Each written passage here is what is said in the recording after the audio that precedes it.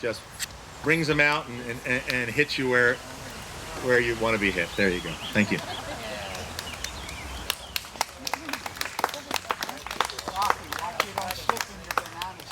Yeah. Don't stand there, they can't see your socks. But they can't hear me here, Bongo. All right. On the radio this morning at 10 o'clock on XPN, I hear, "Good morning, Vietnam." We came to say goodbye to Tony V, who his old teammates called Virgie, the last of the Virgilio Brothers 3. He came up in Fairview, where things you hoped were fair, and the view was of grass, bricks, and trees, along with row home gardeners down on their knees. But sometimes the view could get a little rough, and Larry, the youngest brother, grew up pretty tough.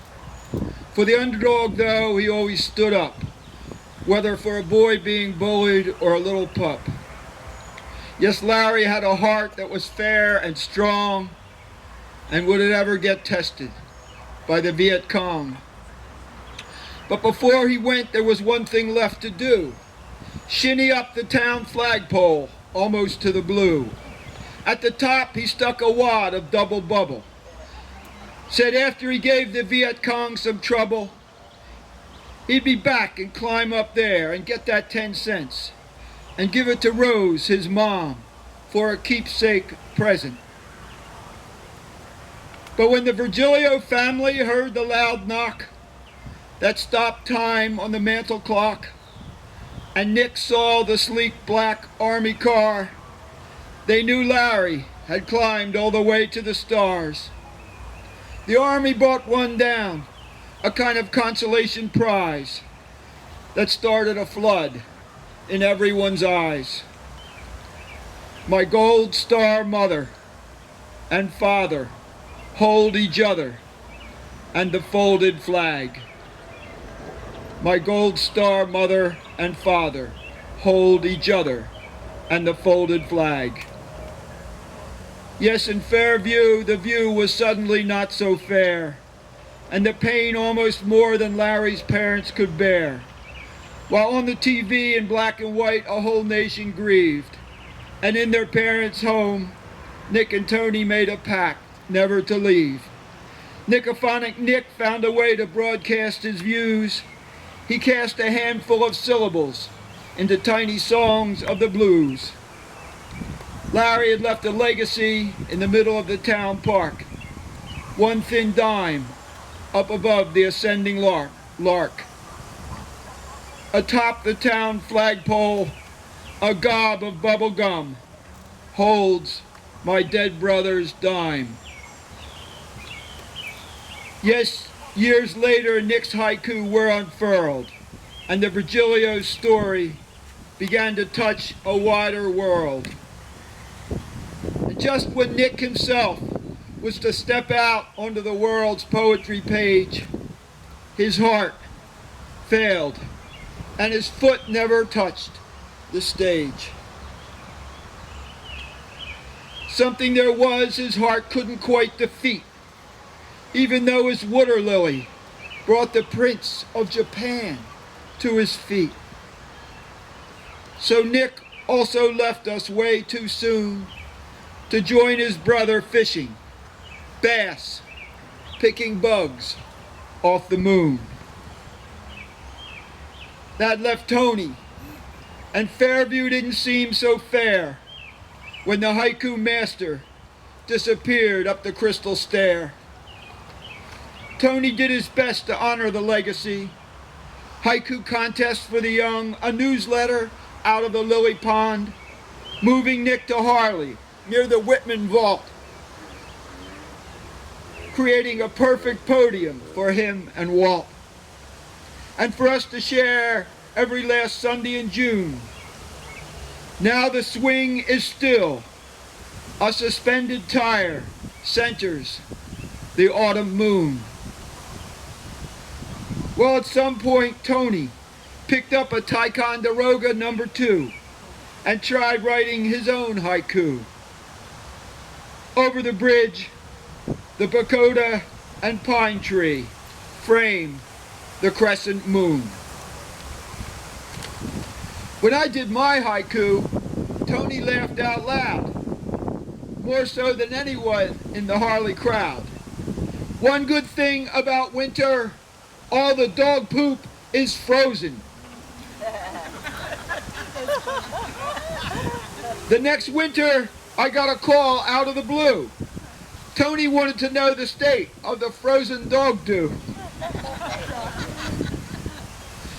That spring, George took us all to the Phillies game. That was when the Phillies pitchers threw flames. Howard, Utley, Worth, and company carried the big bats. Tony kept score and knew all the stats. Now, sadly, the Phillies have fallen from grace, way out of the pennant race. Maybe that's what really did in Tony V. He couldn't take another season of all those strike threes. Old timers game, 7th inning stretch, the creaking of knees. But we can be thankful Tony did all he could to get Nick into the Haiku Hall of Fame. And yes, the two brothers did have dueling haikus.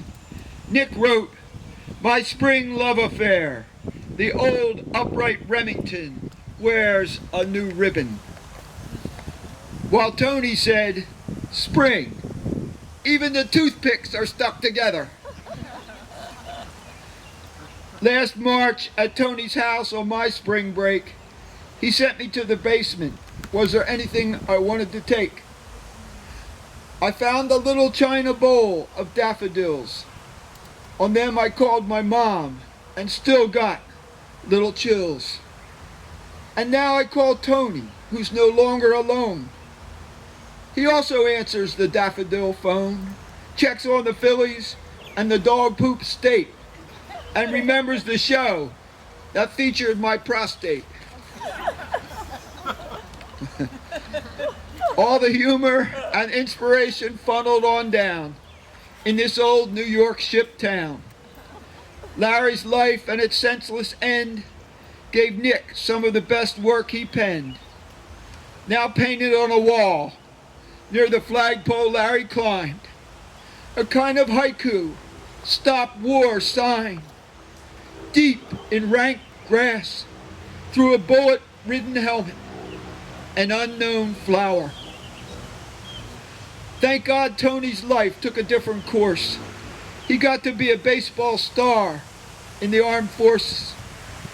Back home there was his selfless care of his mother, and then his equally selfless promotion of his poet brother, followed by his own discovery of a writing talent hidden away, some of which we got to share today.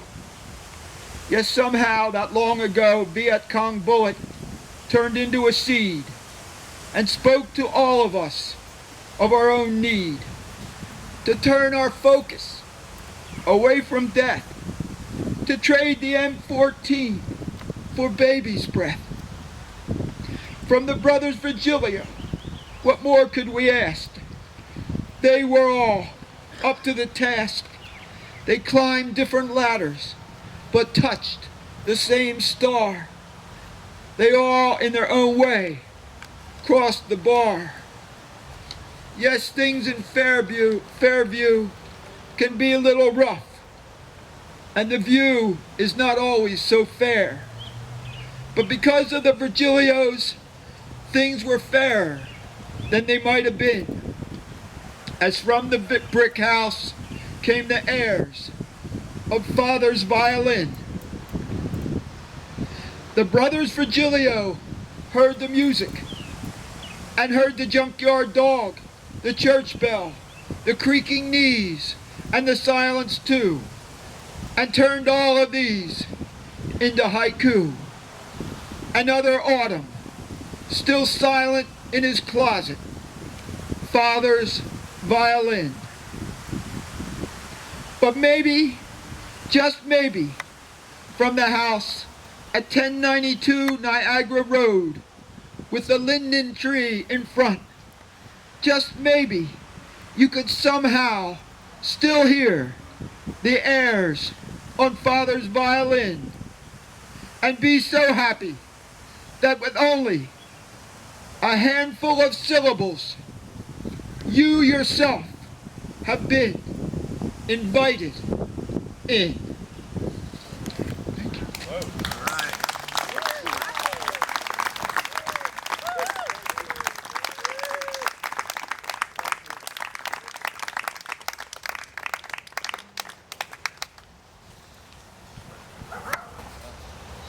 Thank you, Rocky and Bongo. Wonderful.